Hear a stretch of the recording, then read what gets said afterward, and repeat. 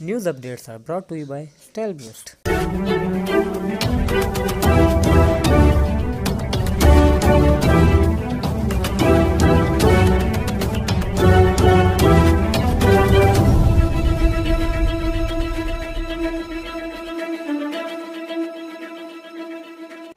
بسم اللہ الرحمن الرحیم۔ السلام علیکم۔ آج کی خاص خبروں کے ساتھ میں ہوں نوائی شرر سے آپ کا میزبان رانا ساجد اقبال۔ آج جمعۃ المبارک کا دن ہے اور 14 رمضان مبارک 1441 ہجری 25 بیساکھ 2078 بے مئی 2020 عیسوی کی 8 تاریخ ہے۔ سرگودا ڈویژن سے گندم کہاں غائب ہو گئی؟ گندم کو زمین کھا گئی یا آسمان نگل گیا؟ بارشوں اور ژالہ باری سے گندم کی فصل تباہ ہو گئی یا کاشتکاروں نے مارچ کے آخر میں برداشت کر کے ٹھکانے لگا دی؟ گندم کی خریداری کا ہدف پورا نہ ہونا افسران، محکمہ ریونیو، زراعت اور خوراک کے عملہ کی نااہلی ہے یا کچھ اور؟ گندم کا ہدف پورا نہ ہونے کی سزا کس کس کو ملے گی؟ گندم سکینڈل کے حوالے سے سرگودا سے ہمارے نمائندہ رانا اسد محمد خان نے رپورٹ تیار کی ہے، آئیے سنتے ہیں۔ سرگودا ڈویژن میں تمام تر کوششوں کے باوجود سرکاری طور پر گندم کی خریداری کے ہدف کا چوتھا حصہ بھی پورا نہیں ہو سکا۔ کسان مقررہ ہدف سے 66% زائد باردانہ لے گئے لیکن گندم کا ایک دانہ بھی نہیں دے رہے۔ سرگودا ڈویژن کے چاروں اضلاع میں 3,27,808 میٹرک ٹن گندم کی خریداری کا ہدف مقرر ہے۔ کاشتکاروں کو 2,17,559 باردانہ تقسیم کیا جا چکا ہے۔ مقررہ ہدف کے مقابلہ میں اب تک صرف 75,377 میٹرک ٹن گندم خرید کر 23% حاصل ہوا ہے۔ آج گندم خریداری مہم کے جائزہ اجلاس میں ایک بار پھر کمشنر سرگودا ڈویژن ڈاکٹر فرح مسعود نے ریونیو افسران اور محکمہ زراعت، محکمہ خوراک کے افسران کو سخت تنبیہ کی اور کہا کہ افسران کی کارکردگی مقررہ ہدف حاصل کرنے سے مشروط ہے ورنہ ان کے خلاف سخت کارروائی عمل میں لائی جائے گی۔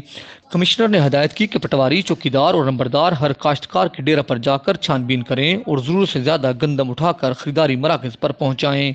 اجلاس میں چاروں اضلاع کے ڈپٹی کمشنر صاحبان اور دیگر افسران نے شرکت کی۔ ہمارے نمائندہ رانا اسد محمد خان نے اپنی رپورٹ میں بتایا کہ مارچ کے آخری عشرہ میں کورونا وائرس کی وجہ سے لاک ڈاؤن ہوا تو شہروں میں کام کرنے والے مزدور اپنے گھروں کو رخ کر گئے۔ کاشتکاروں نے تھریشر کی بجائے ہاتھ سے کٹائی کو ترجیح دی اور گندم برداشت کر کے سٹاک یا فروخت کر دی۔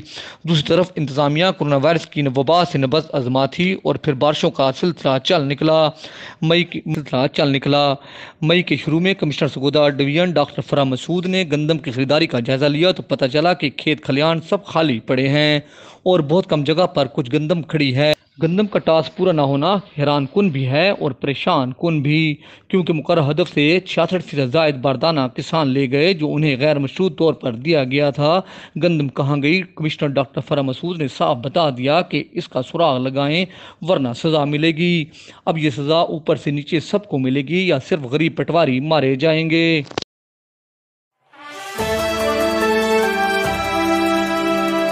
تھیلیسیمیا کے مرض سے بچاؤ کے عالمی دن کے موقع پر وزیر اعلیٰ پنجاب سردار عثمان بزدار نے اپنے پیغام میں کہا ہے کہ تھیلیسیمیا ایک موروثی بیماری ہے۔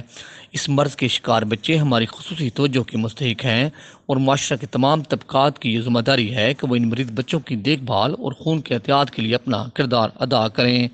ہلال احمر تھیلیسیمیا سینٹر سرگودا کے سماجی کارکن میاں محمد زاہد نے کہا کہ لاک ڈاؤن کی وجہ سے آج سالانہ واک منعقد نہیں کی گئی۔ اب یہ ہر باشعور شہری کا فرض ہے کہ وہ اس دن کی اہمیت کو اجاگر کرے۔ اسکول اور کالجز بند ہونے کی وجہ سے بھی احتیاط کے حصول میں مشکلات کا سامنا ہے۔ تھیلیسیمیا کے مریض بچے آپ کے خون کے احتیاط کے منتظر ہیں۔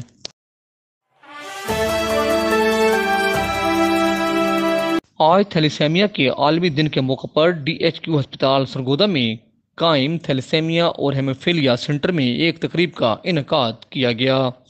تقریب میں متاثرہ بچوں کو ڈاکٹروں اور سول سوسائٹی نے تحائف اور پھول پیش کیے۔ اس موقع پر ڈاکٹر تنویر نے کہا کہ ملک میں تھیلیسیمیا کیریئر رکھنے والے افراد کی تعداد 1 کروڑ تک پہنچ گئی ہے جو بہت تشویشناک ہے، جس کے تدارک کے لیے ضروری ہے کہ شادی سے پہلے ٹیسٹ کروا لیا جائے۔ ڈاکٹر تنویر نے شرکاء سے اپیل کی کہ وہ مریض بچوں کے لیے خون کی احتیاط دیں اور اس آگاہی مہم کو چلائیں تاکہ معصوم بچوں کی زندگیوں کو بچایا جا سکے۔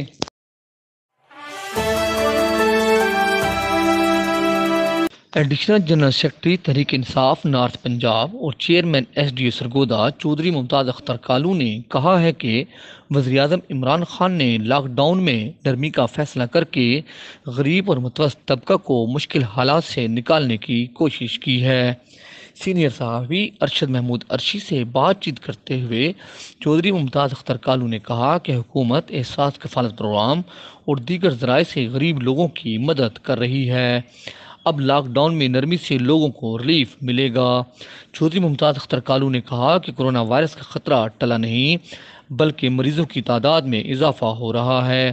عوام ایس او پیز پر پورا عمل کریں۔ وزیراعظم عمران خان کی بصیرت سے لاک ڈاؤن کے باوجود حالات نارمل رہے۔ حکومت نے مشکل ترین حالات کا ڈٹ کر مقابلہ کیا ہے۔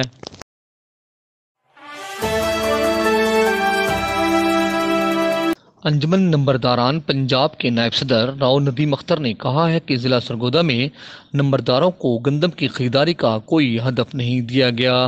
ضلع انتظامیہ نے نمبرداروں کی لسٹ مانگی تھی جو انہیں فراہم کر دی گئی، مگر گندم کی خریداری کے لیے نمبرداروں کو کمیٹیوں میں شامل نہیں کیا گیا تھا۔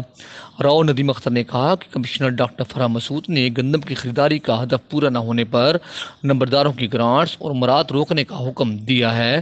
یہ سراسر ناانصافی ہے، یہ فیصلہ واپس لیا جائے۔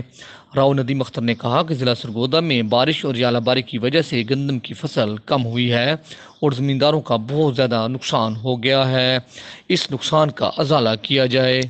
آج راؤ ندیم اختر نمبردار، نائب صدر انجمن نمبرداران پنجاب چودھری عبدالرزاق گجر نمبردار، صدر نمبردار کونسل سرگودا اور راؤ عمران ایڈوکیٹ نمبردار بھلوال نے کمشنر سرگودا ڈویژن ڈاکٹر فرح مسعود سے ملاقات کی اور گندم کی خریداری مہم کے حوالے سے مسائل پر بات چیت کی اور یقین دہانی کرائی کہ گندم کی خریداری کے لیے ضلع بھر کے نمبردار ریونیو اسٹاف کے ساتھ مل کر تعاون کریں گے۔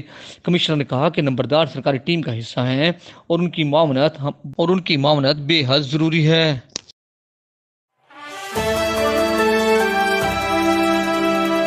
اے پی بی ایف کے مرکزی وائس چیئرمین شاہین احسان مغل نے کہا ہے کہ 9 مئی سے لاک ڈاؤن میں نرمی اور صبح فجر سے شام 5 بجے تک دکانیں کھولنے کا فیصلہ قابل تحسین ہے۔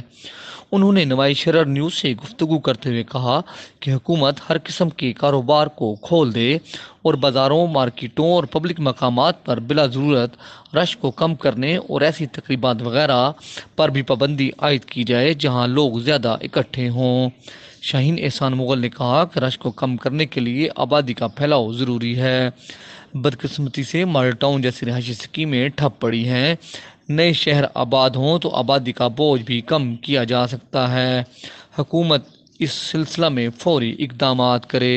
Sargodha chamber of commerce and industry کے سینئر رہنما اور صدر انجمن تاجران بلاک نمبر 15 شیخ مسعود احمد نے کہا ہے کہ لاک ڈاؤن کو نرم کر کے دکانیں کھولنے کا فیصلہ انتہائی دانش مندانہ ہے۔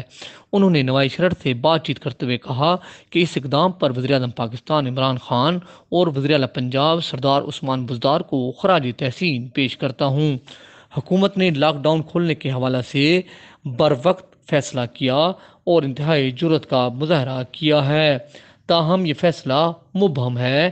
اب یہ نہ کہا جائے کہ یہ دکان کھلے گی، یہ نہیں کھلے گی، ایسا ہوا تو مسئلہ کھڑا ہو جائے گا۔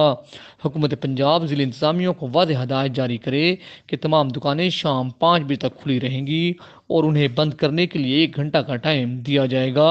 اگر انتظامیہ اور پولیس اس حوالے سے خوف و ہراس نہ پھیلائے ورنہ تاجروں میں نفرت اور بے چینی بڑھے گی۔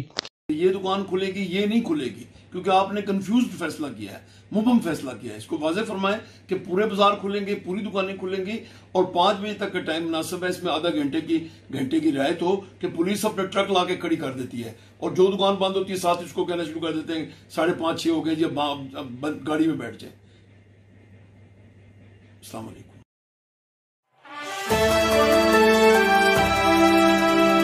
اس دعا کے ساتھ کہ اللہ رب العزت کورونا وائرس سے پوری انسانیت کو نجات دے، آمین۔ انشاءاللہ ہم کل پھر حاضر ہوں گے تازہ خبروں کے ساتھ۔ اللہ حافظ۔